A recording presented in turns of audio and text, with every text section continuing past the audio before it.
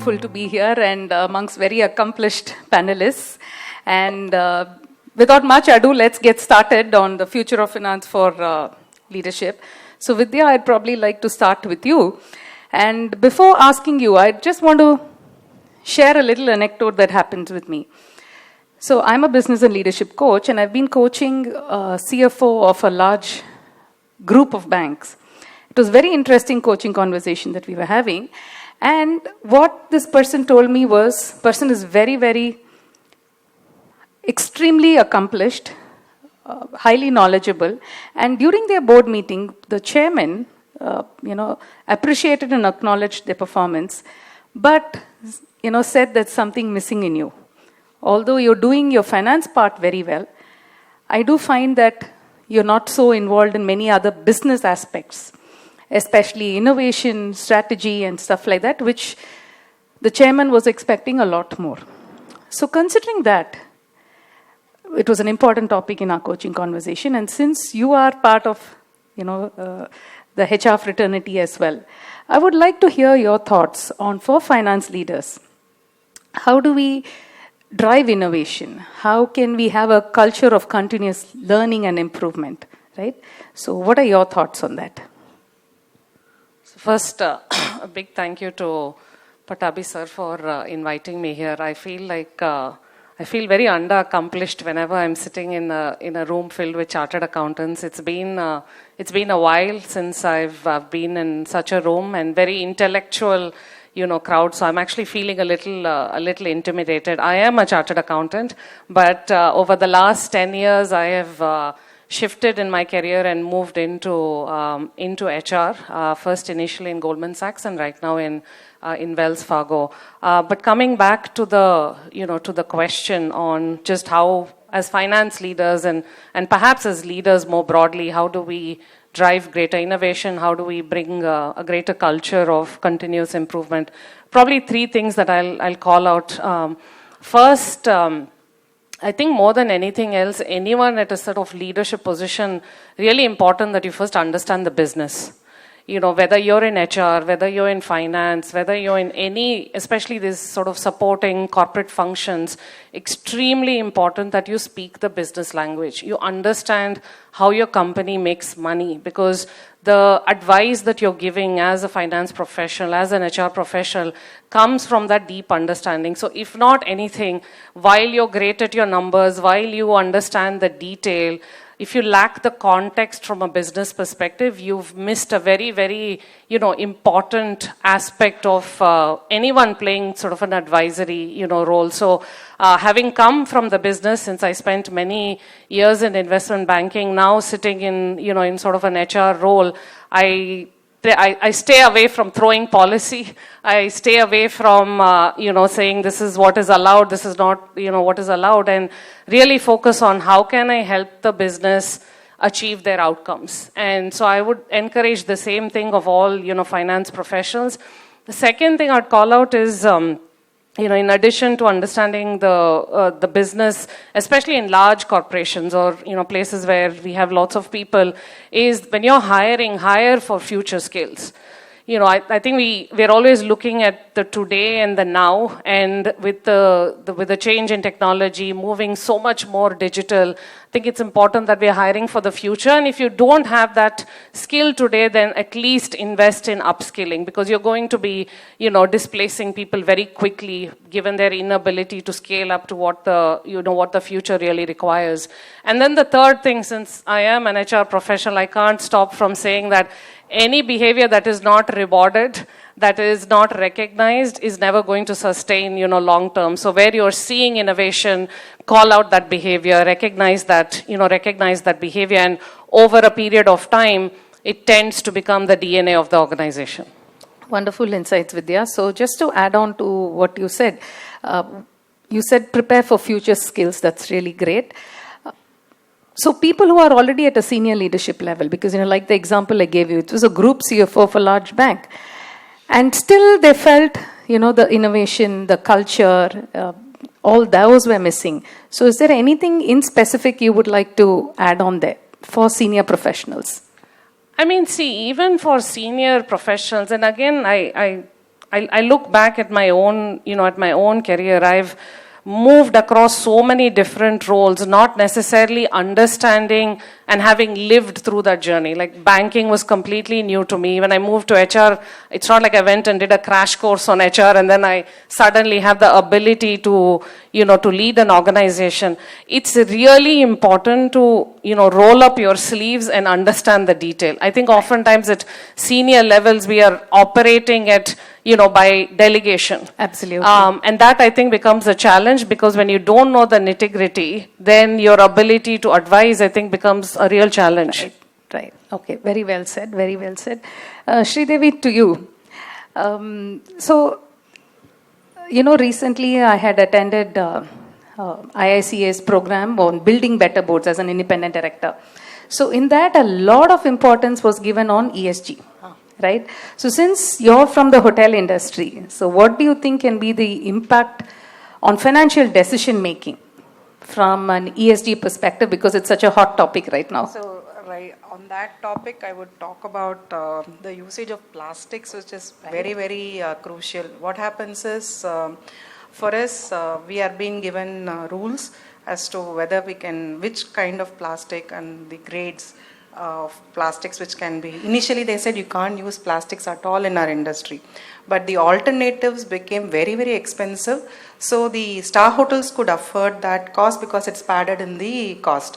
Whereas for a standalone restaurants or in a QSR, what happens is when you are in a price war, it becomes very, very difficult for us to maintain that cost if you avoid plastics.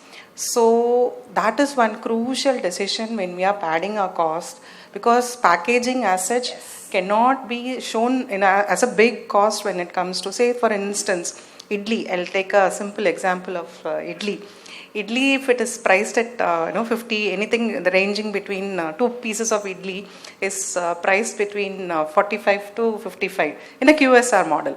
So if it is, that's the pricing. And the cost for packing those two idlis also, because you need to pack two chutneys, one sambar, yes. Then a carry bag, spoon. No, of course spoons at least we avoid, because certain our food aggregators tell us not to pack those. So what happens is, in that case, all these costs have to be padded in that 55, and as a thumb rule, we can't go beyond 30 as our cost. Right. So this is something which is very, very difficult for us to manage, and that becomes a crucial decision. So then they said you can allow plastic, but it should not be a single-use plastic. Right. So all these take a huge impact when we do our decision making, because we are in a price war. So it impacts the pricing as well, right? Absolutely. Right. Because see, when it comes to QSR model, it's an all-out price war. Yes. Yes. So you have to be. So how does one balance it? But you can't. Certain places you will be losing when you are doing your costing. Right. You will be bleeding in one item. That has to be compensated in with something which is your unique. You will have a USP. Right. Your restaurant will have a USP. Yes, something unique. Yeah. Unique. So you have to manage your cost in those, which will be your hot seller. Okay. So you need to manage in that. Yeah, so I think a lot of costing would come. Cost and management, we just had that session. Yes, so yes. I think, that is something very, very crucial. It becomes very crucial. Okay. Wonderful. Thank you. Aparna, to you. So there's another incident that comes to my mind. So this was, again, I was coaching one business head, right? And this was couple of years ago. And the person was having a lot of challenges, the remote leadership, right? And not just that, was not able to manage the team conflicts, so many different things which was part of our coaching. And that leads me to ask you, now that, you have work from home, work from anywhere, right? In this digital age, what leadership skills do you think are essential for a leader to develop in a digital era? What is essential?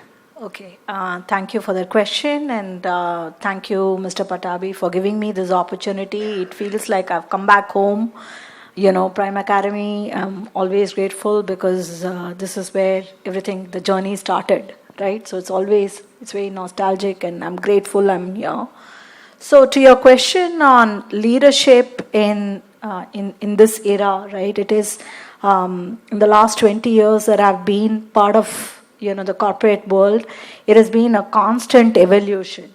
And, Mr. T.G. Suresh spoke about how the changes, one by one, add up. And here we are at a cusp where a lot of things have changed definitively to such an extent that perhaps we will never go back to where we were, like maybe, 5 years back.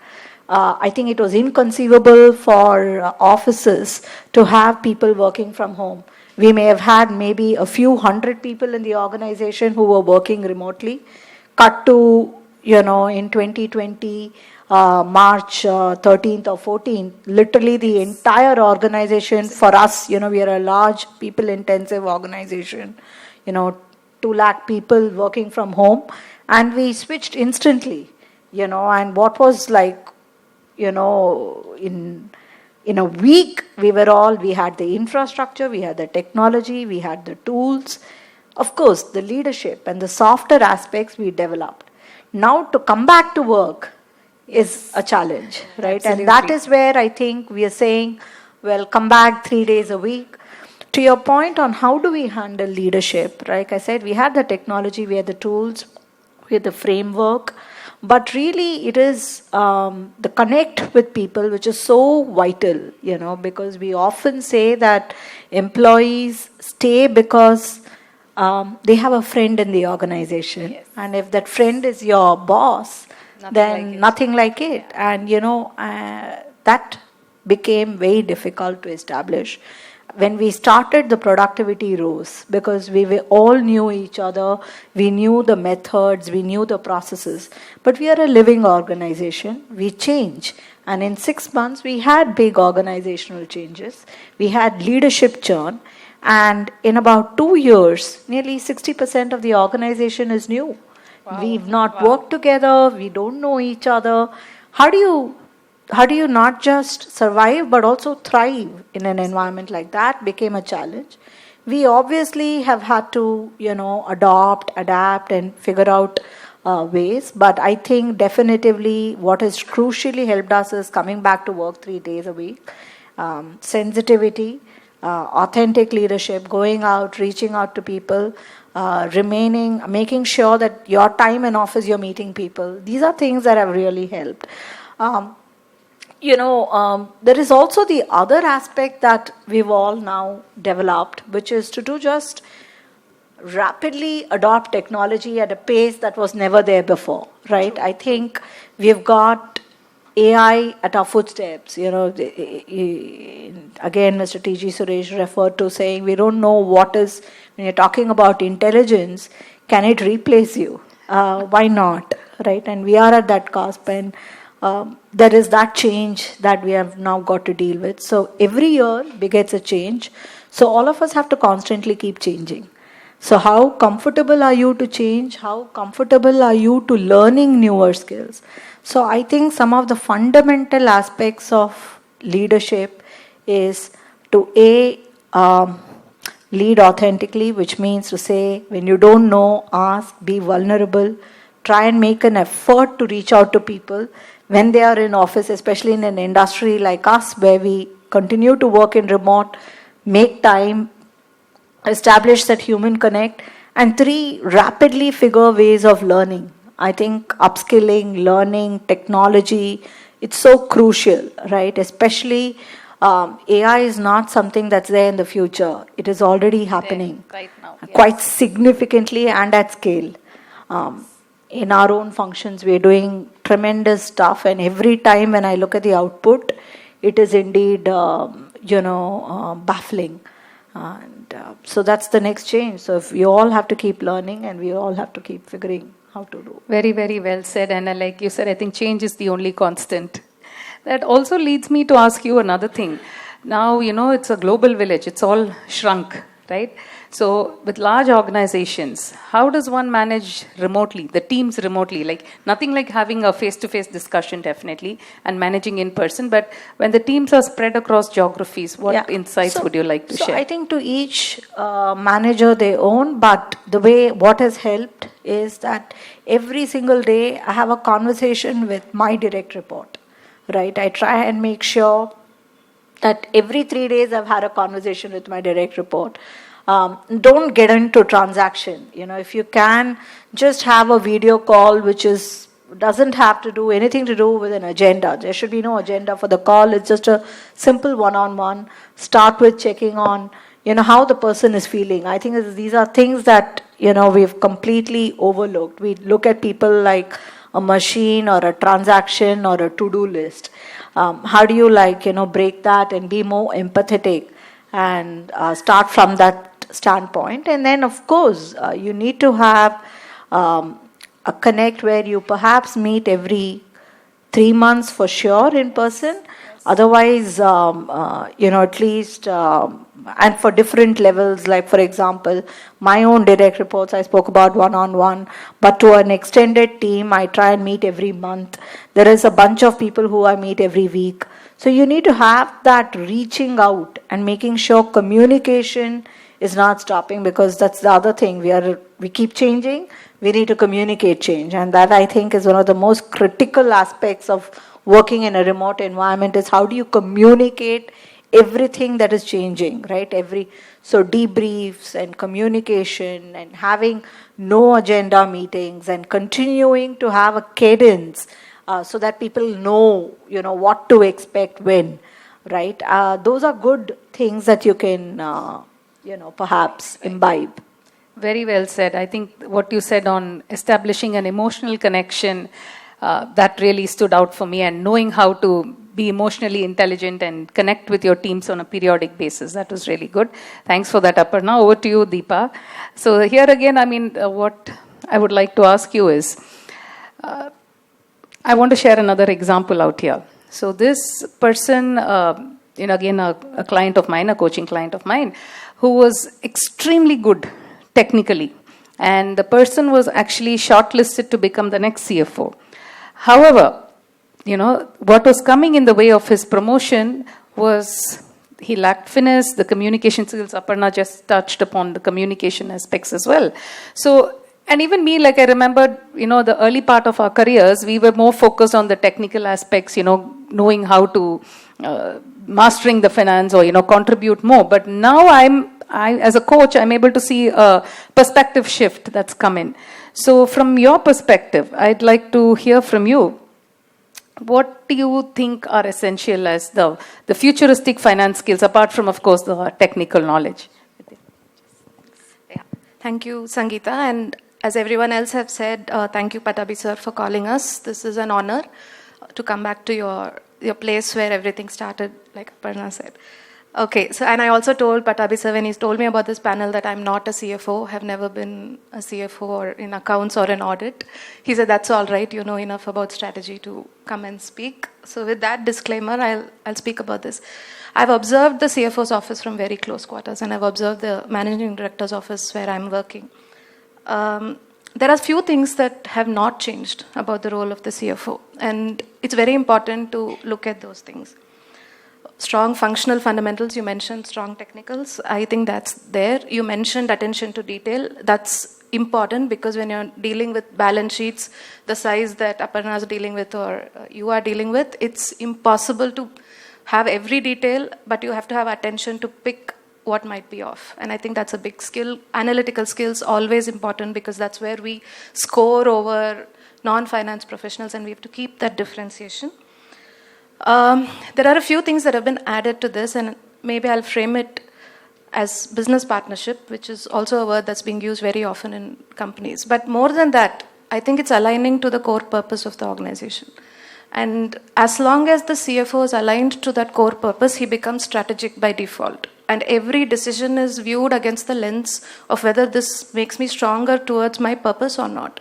We work in healthcare, so our purpose is very clear that we have to deliver the best outcomes for patients. So if every decision, every cost, every capital investment is viewed against that lens, that's the biggest value that a CFO can bring to the table, and not merely a financial view. You asked a question about innovation, and I think I have an example which happens, right? We sometimes have to invest ahead of the curve for innovation, and those are experimental and those are risks. And in healthcare, That's important because we have to push the boundary of what is possible for the outcome for the patient.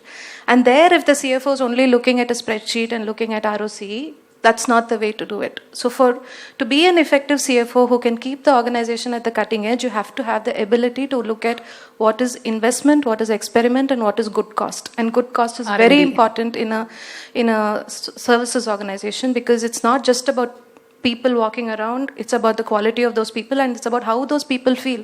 Because if our employees don't feel happy, they will not make patients happy. So aligning to the organizational purpose, approving innovation, approving good cost, focusing on the consumer. We have now CFOs needing to focus on the consumer. Suresh sir spoke about how management accountants are delivering insights which actually shape the product or the offering.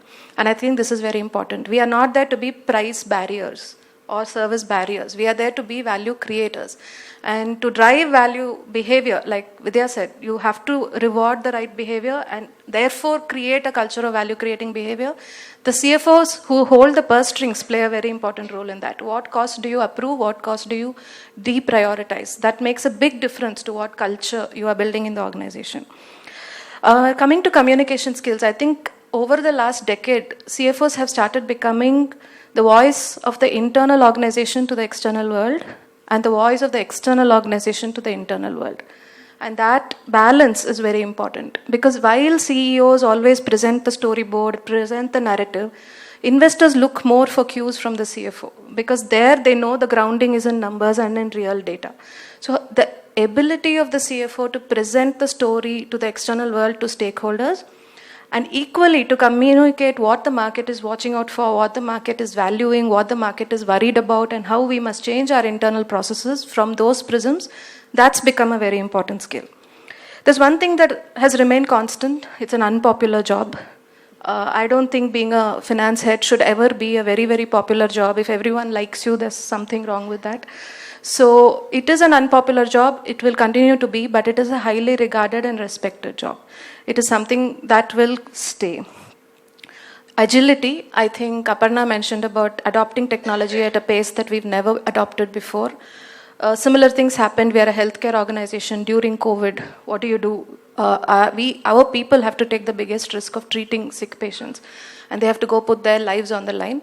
As finance professionals, we could not do much, right? We just have to be at the back end. But what we could do, we did, which is we arranged huge amounts of funding for vaccination, huge amounts of funding for extra beds, huge amounts of oxygen concentrators. A lot of that, we gave all the nurses a pay hike because they were taking those risks. So those things are things that finance should and always will support, and that way you build credibility within the organization that you care. So competitive behavior, I think all CFOs now have a handle on what competition is doing. I think that's become base case. So risk signaling, unpopular job, but very, very, very important. Have to speak the truth to power, have to have that ability to speak the truth to power, and that is a skill that's becoming even more respected today, more than ever.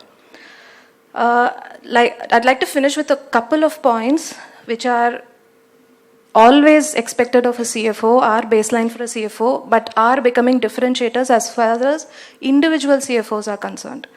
First is unimpeachable integrity.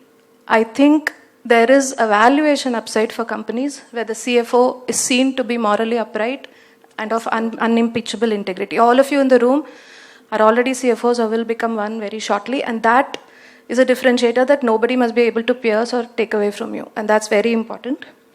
There are words like we hear in the boardrooms about North Star, compass, conscience keeper. I think earlier we used to say steward and custodian, but today it's conscience keeper. Because the drive for profits, the drive for profitability, the drive for valuation is so high, and the need to create wealth at pace is so strong that it's very easy for a board, for the management to get carried away by an opportunity and to even borderline consider maybe gray practices. But I think the CFO has to take a stand at that point, be the person who calls this out, be the person who gatekeeps this for the organization, and those organizations which have such a CFO will be the ones with the 15-20% differential upside on their share price than the organizations that don't do this. And I think this is very important, and that's why maybe because what you grow up with are values that you'll hold for your lifetime, and the temptation is very, very high to cross that line. And I think if we hold on to it, we will make India a much more credible country, and that's about it. Thanks. Wonderfully said, Deepa. Very, very nice. So it leads me to, two things. One is, you touched upon all the different aspects. That was fabulous. So I think, what is your take on the triple bottom line, which is the people, planet, and the...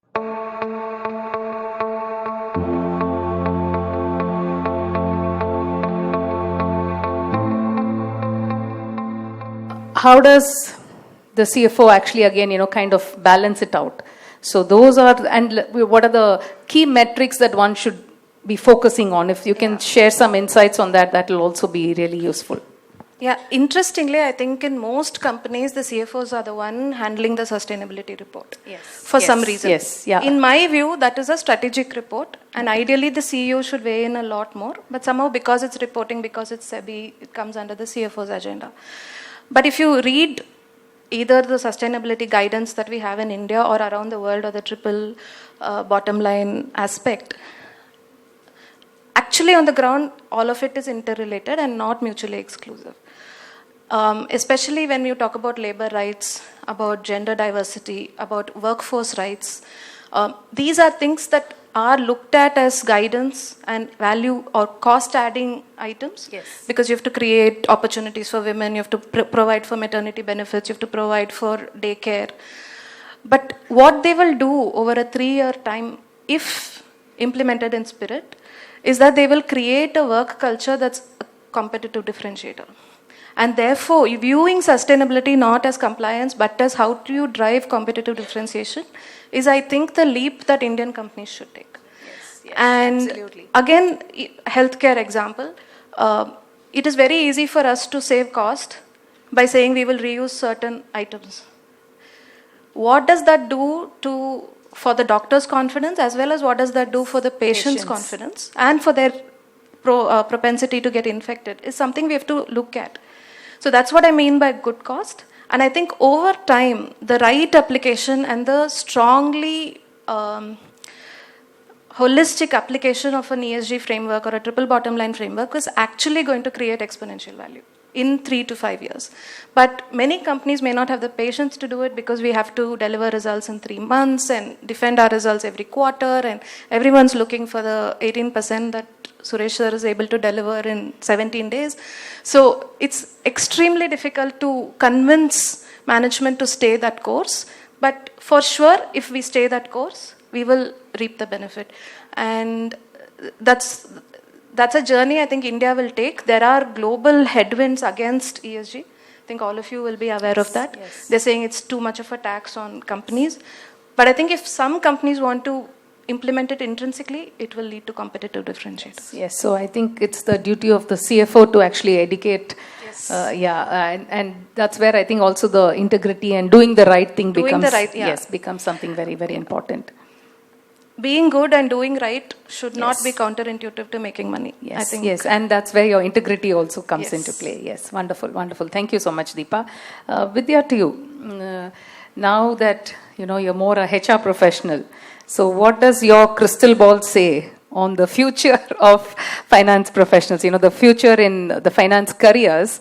What do you think that looks like, and how? We also spoke about upskilling and relearning and pivoting ourselves. So, what was your take on that? So a couple of things. I'll start with just hearing Deepa define some of the attributes that are required for a strong CFO. It didn't sound very different from what is required from a strong HR head. It didn't sound very different from what would be required from level, a CEO. And so I would say macro, I would like to see more CFOs become CEOs, because I think they are much closer to the detail. They have a handle on numbers. They are telling the story both internally and externally, and there aren't enough examples of that transition happening. So I do think at the macro level, that is, one movement I would like to see more of. But at the micro level, when we think more, more broadly, a few things that sort of come to mind, especially in an era where there is more, AI, more digitization that is happening. I do think that roles within the regulatory and compliance space is going to increase because questions are going to be asked in terms of how we are using the insights that are being provided by these, technological advancements, conclusions that we are drawing from them, decisions, that we are making, new laws that are going to get passed that is going to govern, this space. So I do think that's a broader space that we need to watch out for. Second, I would say is analytics more broadly, whether that is data analytics, whether that is business intelligence, whether that is interpreting what is getting, thrown out from these complicated models that are getting built. And I'll share an example here because we, in my previous organization, had worked on a model that would predict attrition. And we ran that for a couple of teams, and we got a set of outcomes and outputs from that, which basically had a bunch of different attributes that combined what have you paid this individual, what is their absenteeism, how have they gotten promoted, what are their ratings, 10, 15 different parameters, and then an overall rating is assigned to the individual. And the challenge became, what do you do with this information? Who do you talk to with that information? Because the temptation then became, okay, if you have a top performer, but their potential attrition score is high, suddenly managers want to sit and start engaging with them for no rhyme or reason. So the employee is wondering, why is my manager suddenly setting up one-on-ones and, wants to sit down with me? So, it's a very small example, and actually we didn't proceed with that because there was a worry on, if people get to know that you're featuring on that list, why are you featuring on that list? There was also no ability to attribute, very clearly saying, oh, they were, they are, even it was things like, which websites are they visiting? Oh. So even that data was getting captured. So if I am on Naukri.com multiple times, in a day, then that is getting captured in the, in the predictive attrition report to say, okay, this individual may be scouting for, other jobs. So I share that as an example to show how complicated it may be to interpret some of this information and use it to actually draw the right conclusions, because decisions start getting made and, we start drawing conclusions from that. So I do think the broader space of, business intelligence, analytics, I think is going to be important. The third category I would say is broader fraud. As we enhance this technological tools, there will be a lot within forensics, fraud analytics, fraud intelligence that I think will be, really important. And last, since we talked a little bit about ESG, I think it's a huge space, whether that's, ESG accounting, whether it is, how we are interpreting and presenting the data back to, our stakeholders, both inside and outside, huge scope there as well. Wonderful, wonderful points you've mentioned, especially I think compliance that you mentioned, like SEBI and RBI, everybody's just tightening the regulations day after day. So I think it may be great to keep upskilling themselves. Yeah, definitely. And also on the ESG that you mentioned, ESG, my only concern is it there in spirit? A lot more important. So those are good to have, but it'll be great to really have all wonderful 4 points that you said, even the fraud aspect that you said, and the business analytics is picking up like anything. Would you also, do you think anything on the risk analysis, like, Deepa mentioned about the risk, do you think anything specific on that? I mean, see, I think I link it a little bit back to analytics as a broader spectrum. And I'll say that from a hiring perspective, that's the one skill we struggle the most with because it's extremely competitive. There is, organizations one-upping each other on the amount of like compensation that they'll be paying them. So absolutely risk as part of the broader analytics framework, 100% we will, need to invest. We'll need to upskill also, because a lot of the risk today seems to be much more focused on financial risk, and, reputational risk, etc. But we haven't really, touched the broader spectrum that we are talking about, right now. Yes. Good. Thanks for that. Sridevi, to you. Since you're from the food industry, what is the role and the impact, the finance function creates, and what is the future scope? What do you think lies out there from the in the food industry? The future for finance professionals in food industry. Play a very, very important role, mainly because people with zero knowledge in finance are the ones who jump into the, being an entrepreneur in food industry. Any person wants to be an entrepreneur. And I am a faculty, I'm a culinary faculty in almost many of the colleges. So the first thing when we go and ask them is, what do you want to become after you finish your graduation? It's a 3-year course there. After 3 years, what are you going to become? They immediately say that they want to be a baker. Okay, bakery is a very, very expensive, just like a boutique industry kind of a thing. Bakery is the most expensive wing of a culinary art. You can even have a hot kitchen, but when it comes to bakery, the amount of infra you need to create is really, really very huge. For right from your baking tools to kneading, you have to invest in a kneading machine to all that. And the kids sitting in the front row will raise their hands and say, "I want to be a baker." And I really want, I've actually represented to the institute deans that finance should be part of their curriculum. Actually, finance for non-finance professional is very, very, very, very important, which people are not taking it very seriously. For instance, many of them, without any basic knowledge, they jump into the queue, and 3 months or 4 months of operations they will stumble upon, because they don't understand the working capital management, and they don't know the differentiation between a term loan and a working capital loan.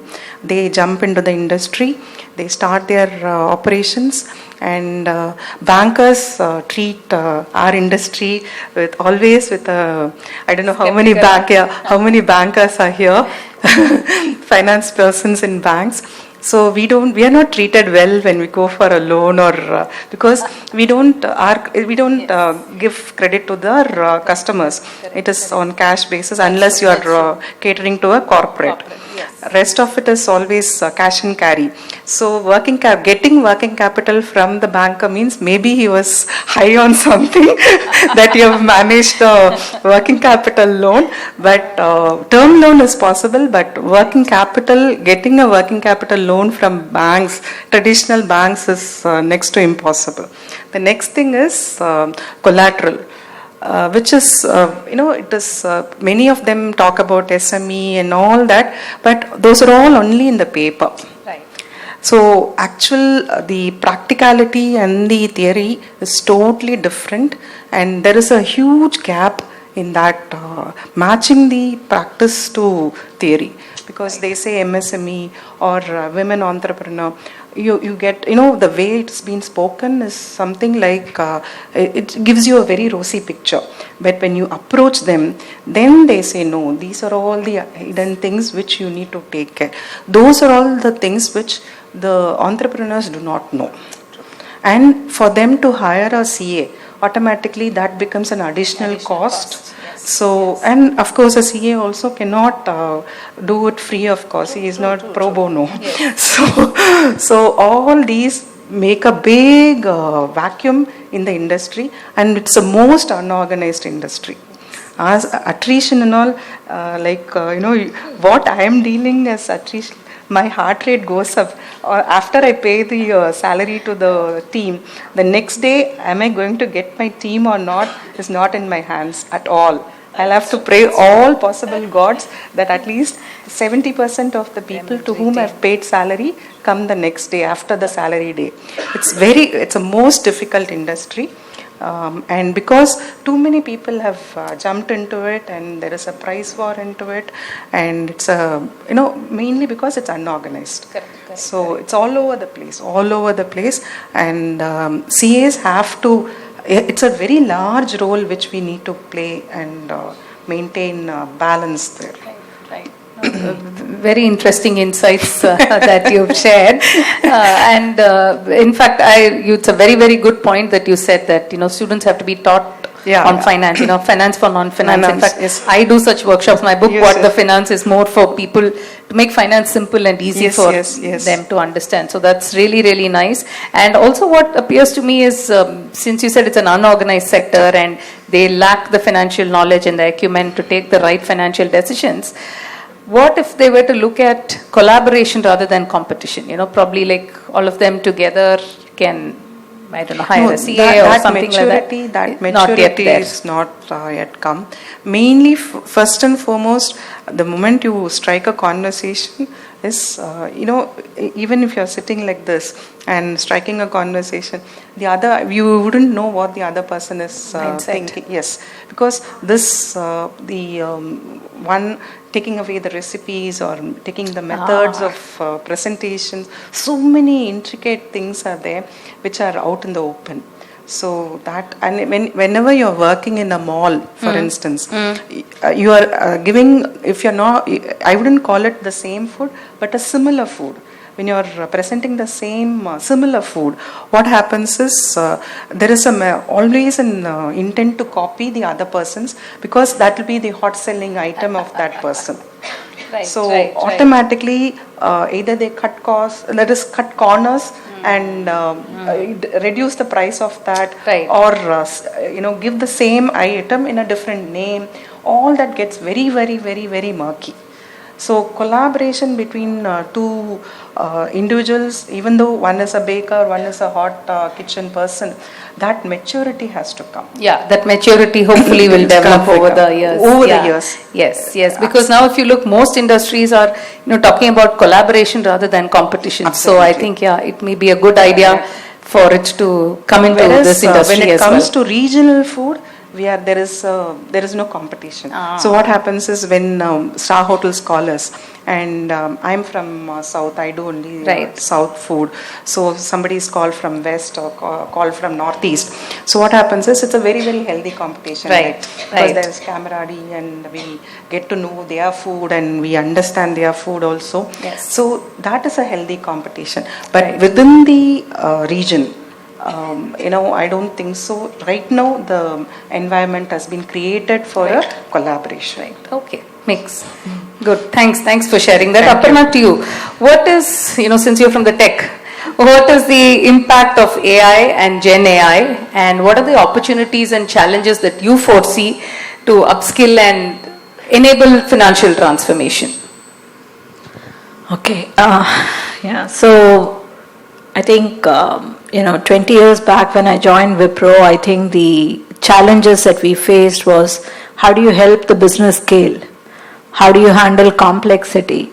How do you handle accuracy, timeliness? I think today those things are a given, right? Because gone are the days when you were only using Excel spreadsheets to produce data and insights. Over the last 20 years, with every wave of technology, we've handled disruptions and we've become ready for the next wave, right? And we've benefited from it immensely.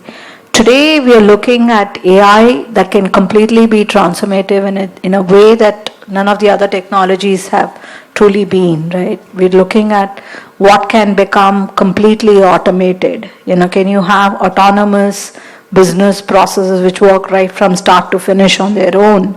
Data and insights that she referred to in terms of HR. I mean, again, so much emphasis on predictive analytics. Handling risk is going to become so much more nuanced, right? Risk management and comprehensiveness of risk management practices is going to be very, very high, especially like even in our own internal audit function, gone are the days when we would look at samples. Today we cover 100%. Or even though we are such a large organization, some of the processes that we've been able to enable are trust-based processes that offer agility to the business user, because we know we have an operating risk layer that can comprehensively test for all risks, right? Because of everything is algorithm based, and the kind of outliers that it throws up, right? For example, employee reimbursements.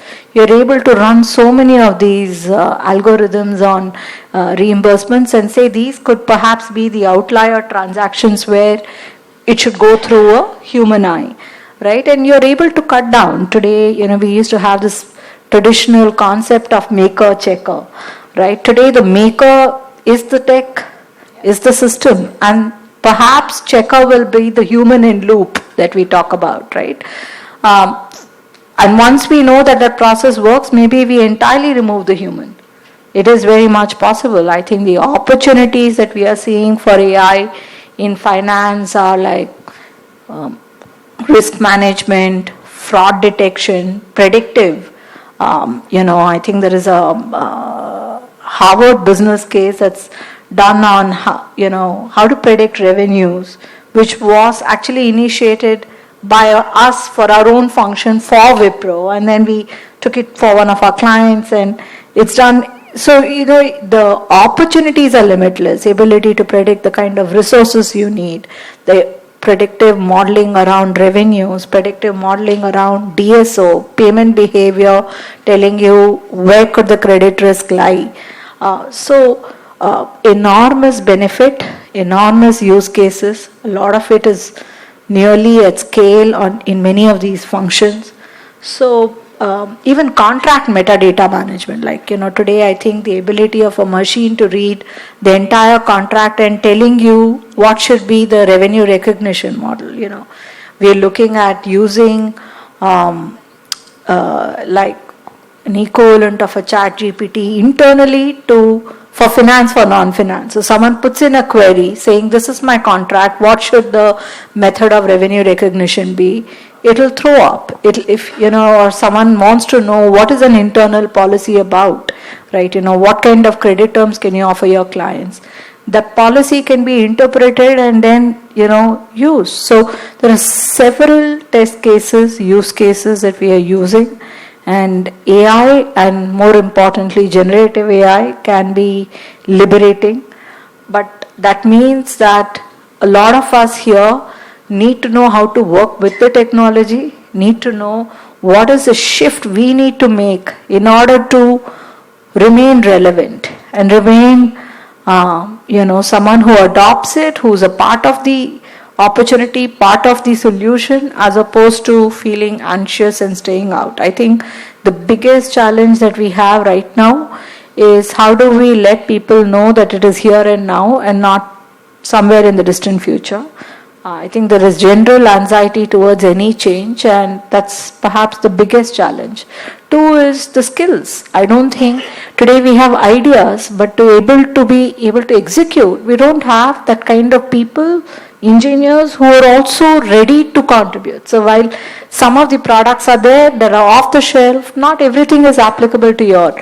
So you still need to make sure you're investing, there is a pilot, there is an ROI to be looked at. So finding right skills, having people to, adopt the speed is perhaps the biggest challenge. Nice. Do you also foresee any impact of robotics, machine learning, and ChatGPT on finance professionals? 100%, because, a lot of what we do today at the bottom of the pyramid, right, today is going to get, replaced by machines who can learn, who can deliver that. I think today we are already finding in a very high stake process or an outcome, we can use AI as an intern, which means they do it and then you check. But in a very low stake process or an outcome, let's say I have to handle, therefore these are all skills that people have to learn. Absolutely, and essential. they have to not just focus on the finance, they also have to focus on where technology meets finance. I think one of the things that we do is we have Python as one of the courses that we put our fresh chartered accountants to in their first 2 years, so that they get oriented towards technology. And of course, then it's a continuous process to learn. Wonderful. Thank you. Last question to you, Deepa. And for any of the panelists, please keep them ready. And after Deepa answers, we will have a very quick round of questions with the audience. Having a digital footprint, we have a digital twin. So all of that is adding to this. Specific to healthcare data, it's the most personal data that any of us has. None of us know what we are sharing. We are given a consent form at the hospital. It is an umbrella consent form, universal consent. What can it be used for? What can it be used for has been the question that big data scientists for the last 50 years have been dealing with in healthcare, especially. I think BFSI and healthcare are two large use cases for big data. They can use it for several things: population health studies, better drug, better curative therapies. So they use data from all of us to build those things, and that's important and that should continue. What is it likely to be used for in this new consumer era? It can be used to tell you that they have a new medicine for diabetes. It can be used to tell you that you have to drink Karela juice. It can be used to tell you that you have to have a nutritionist consult to lead a better lifestyle. It can tell you many useful things. So even that should continue. But what it can also do is pierce the veil of transparency, and employers may start looking for employees' health data. They may start asking hospitals for reference checks on medical background. Or unethical medical providers may start providing that back to employers in an uninformed way. So you don't know what's going to happen with this. Already marriages, people want to do pre-marriage health checks, which is all right if both the parties know about it. But if one party is taking that information outside, the other value of it is this voyeuristic value. You know how for VIPs we're all interested in health information, what is happening to them, and peering into their records. You recently saw in England how the royal family's records were exposed. So as a culture, we do not believe in health privacy. That's also a problem. When I work in healthcare, I get so many calls from twice removed people saying that my friend is admitted, can you give me an update on his health status? I'm very concerned. It comes from a place of concern, but it's actually not allowed. So we are not allowed to share data about personal health information with anyone other than the patient. Now, the big shift that's happening in India regulatorily is that we are building a consent-based platform, the National Health Stack, which means that me as Deepa owns the right to consent to any use of data, my health data for any purpose. Now, the problem begins when that is not adhered to, right? And let's imagine you are a diabetic and you've had a history of diabetes and your HbA1c is 8 and you're ordering Rasgulla on Swiggy. Just imagine if these two things can be connected. It is a very simple example, but it goes to prove how much unethical behavior can be fostered through this data being freely floating everywhere. So I think we are all taking a very serious view of the DPDP Act, which has been enacted last year. We are awaiting the rules. But the fundamental point of this act is that use of all digital data, not just health, all digital data will be private and consent based.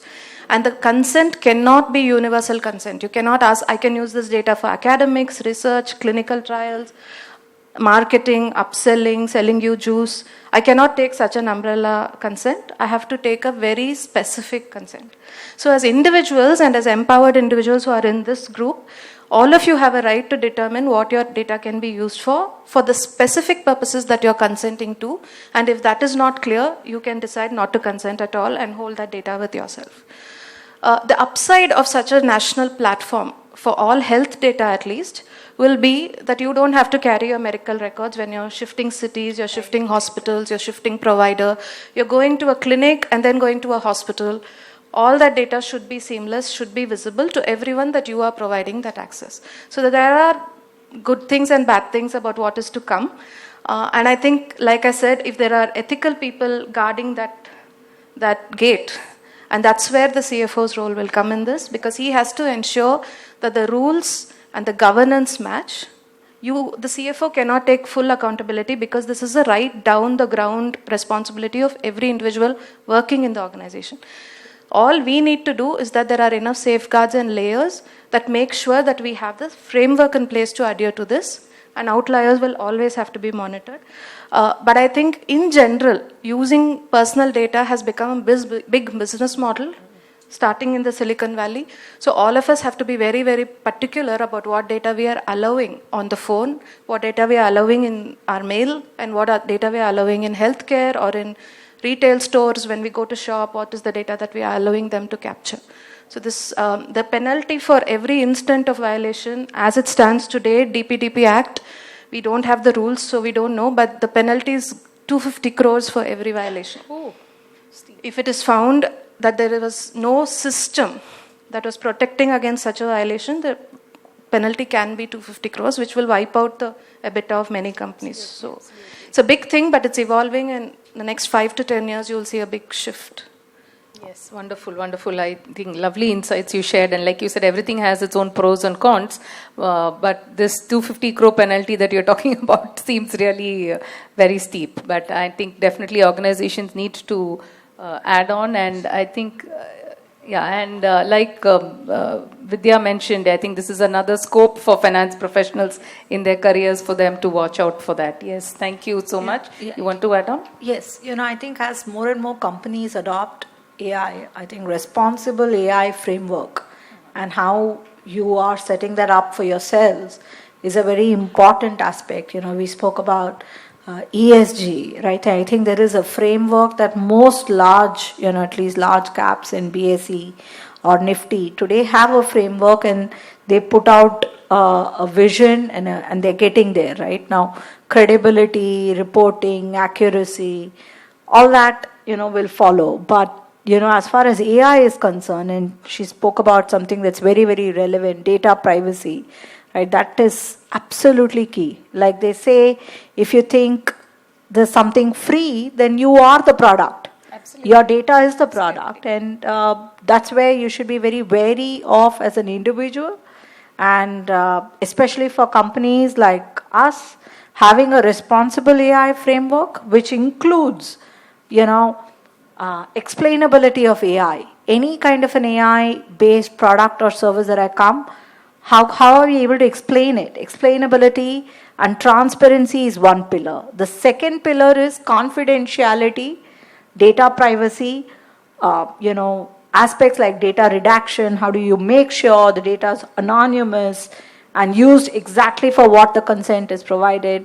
3 is intellectual IP protection. I think, that's the biggest risk that we have as we adopt more and more products, saying, how do you make sure your IP is protected? And finally, hallucination of these models, right? Accuracy, basically. How do you contain that? Those are some of the pillars of responsible AI, which become far more critical, when you're looking at that. Also becomes, in some sense, a mandate for CFOs in future. Wonderful. Like you've got to participate in it. Yes. Thank you so much. All of you shared some amazing insights. I'm sure audience will be really thrilled.